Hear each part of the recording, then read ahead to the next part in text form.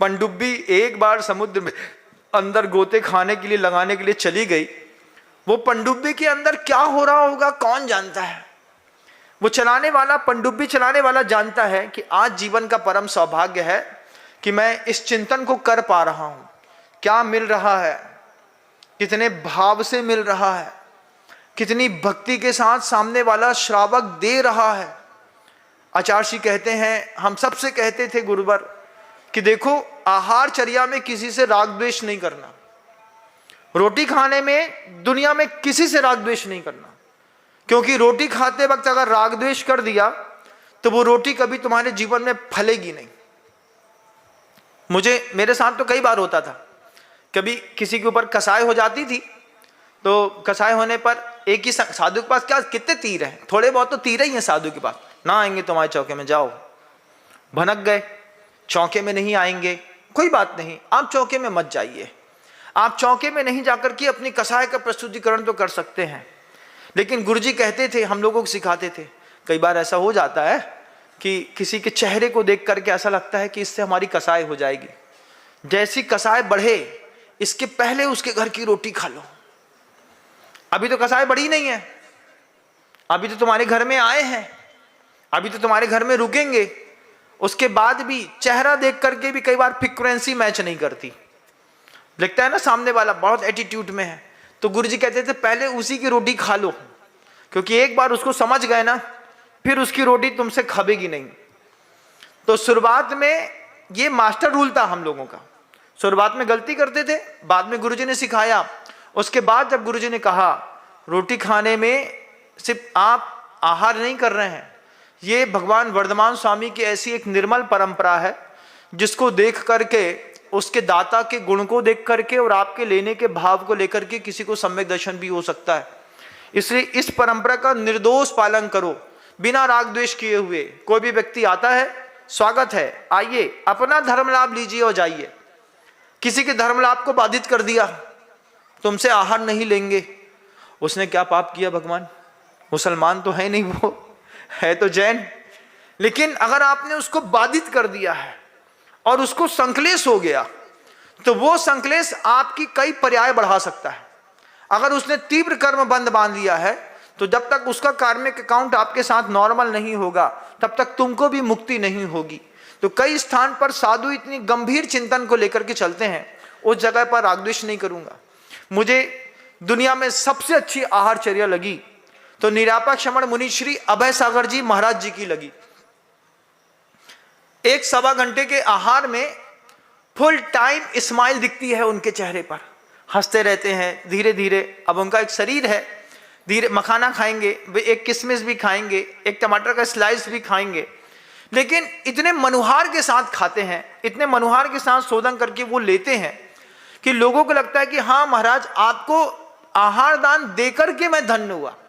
श्रावक को गदगद कर दो उस वक्त भी, तो श्रावक लगता है कि हाँ महाराज मेरा सारे पाप दान देने से मिट गए। सबसे सुंदरतम आहारचर्या है किसी संत की तो निरापक श्रमण मुनि श्री अभय सागर जी महाराज की।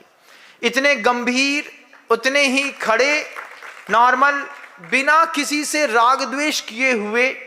जितने भी 500 आदमी भी आता है तो आने दो, वो दाता है, अपने घर से भाव बना करके लाया है, उसके धर्म ध्यान में मैं निमित्त बन रहा हूं, और उस निमित्त को अगर मैं बाधित कर गया, निमित्त को अगर मैंने पीड़ा दे दी, तो निश्चित रूप से इसकी पीड़ा उपादान के अंदर भी आएगी। उस स्थान पर कसाय भाव को आने नहीं देते। आप आ जाइए, अपना दे लीजिए, मैं अपने इस प्रशस्त आहार को लेकर के, क्योंकि शुद्ध आहार मिलना बड़ा दुर्लभ है। आहार संज्ञा, उसके बाद आहार संज्ञा नहीं, आहार पर्याप्ति, शरीर पर्याप्ति, उसके बाद इंद्रिय पर्याप्ति। ये सब पर्याप्तियां दुर्लभ हैं, सबको नहीं मिलती। 5 इंद्रियां आपको मिल गई तो ये स्वतंत्र घोड़ों के जैसे छोड़ दिया, जा बेटा तेरे को जहां जाना हो, कान को जहां जाना हो, कान में मृत्युंजय मंत्र नहीं आएगा, सहस्रनाम स्त्रोत सुबह सुनाई नहीं देगा, हनी सिंह की आवाज सुनाई देती है कान में, उसी से मजा आता है महाराज। ये कान का श्रृंगार तुम्हारा कैसा हो गया? सोचिए, जितने भी रैप सॉन्ग्स हैं, जितने भी भद्दे गाने हैं, इसको तो हमारी संतानें सुनती है, लेकिन सुबह सुबह अगर मान लो जिन सहस्रनाम स्तोत्र लगा दिया, शिव तांडव स्तोत्र लगा दिया, मृत्युंजय मंत्र लगा दिया, अपनी अपनी कौमों की अपनी अपनी धारणाएं घर के अंदर लगा दिया, तो धीरे से लड़का आंख बंद करते उठेगा, टप से मारेगा, प्लग निकालेगा, खटका बंद करेगा, वापस जाकर के सो जाएगा। और उसी में अगर कोई म्यूजिक साउंड लगा दिया कोई दूसरा, अरे थैंक यू पापा, नींद आ रही थी, आपने मुझे एक और सेलिब्रेशन, हाँ बेटा तू सुन ले, हनी सिंह सुन ले, फिर बाद में गनी सिंह बन जाना। लेकिन जिन सहस्रनाम स्तोत्र नहीं सुन सकते, कभी याद नहीं कर सकते, क्यों? उपयोग नहीं है। आहार पर्याप्ति, शरीर पर्याप्ति, इंद्रियों का मिल गई 5 की 5 इंद्रियां, जहां जिसको जाना था जाने दिया, अंडर कंट्रोल नहीं रखा। आचार्य उस मंत्री मुनिराज को समझा करके कहते हैं, प्रेरणा है मंत्री मुनिराज के लिए कि तुम इससे अपने आप को संकुचित करो, संकुचित करके तुम अपने ध्येय के लिए व्यवस्थित हो। जब आचार्य महाराज जी ने उससे कहा कि मात्र ज्ञान से कुछ नहीं होता, ज्ञान के साथ चारित्र अपेक्षित होता है, तब वह चारित्र ज्ञान को शांत भी करता है, स्थिर भी करता है और राग रहित भी करता है।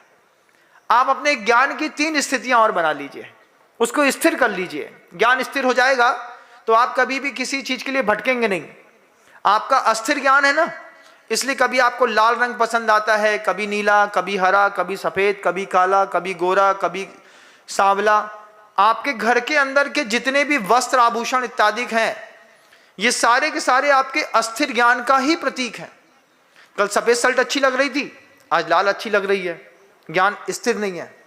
ज्ञान प्रत्येक समय, सुबह शाम दिन रात में द्रव्य क्षेत्र काल की स्थिति को पाकर के वो भटकता है, उसकी भाव भंगिमाएं भटकती हैं। उस ज्ञान को स्थिर करो, उस ज्ञान को स्थिर भी करो और ज्ञान को शांत भी करो। न जानने की जो इच्छा एक बार मन के अंदर पैदा हो गई तो तुम में और भगवान में कोई अंतर नहीं है। लेकिन अगर एक चिड़िया भी निकलती है ना फड़फड़ा के बगल से, तो एक बार आदमी पलट के तो देख ही लेता है, चिड़िया है, कबूतर है, क्या है। ये जो पलटना हुआ है ये सहज नहीं है, ये अशांत ज्ञान का प्रतीक है। और राग रहित ज्ञान हो जाए, 3 ज्ञान की विशेषता मिल जाए। ये 3 विशेषताएं आचार्य महाराज उस शिष्य के अंदर डालना चाहते थे, क्योंकि वो शिष्य सिर्फ ज्ञान के पीछे आया था। वो आया ही था इसलिए कि हमको ये जो ज्ञान आचार्य महाराज जी के पास है वो मिल जाए। उस ज्ञान के लिए इतना लंबा उद्बोधन देने के बाद आचार्य ने उसको आज पहली बार कहा कि अपने ज्ञान को शांत, स्थिर और राग रहित करोगे, तब जाकर के उस महान ज्ञान की तुम्हारे अंदर प्राप्ति होगी। जैसे ही ये बात वो शिष्य सुन रहे थे, उसी समय उनके मिथ्यात्व के सारे परमाणु टूट करके चकनाचूर हो गए। सम्यक्त्व की प्राप्ति हुई। मंत्री मुनिराज वास्तव में मुनिराज का रूप लेकर के आज भावलिंग को प्राप्त हो गए।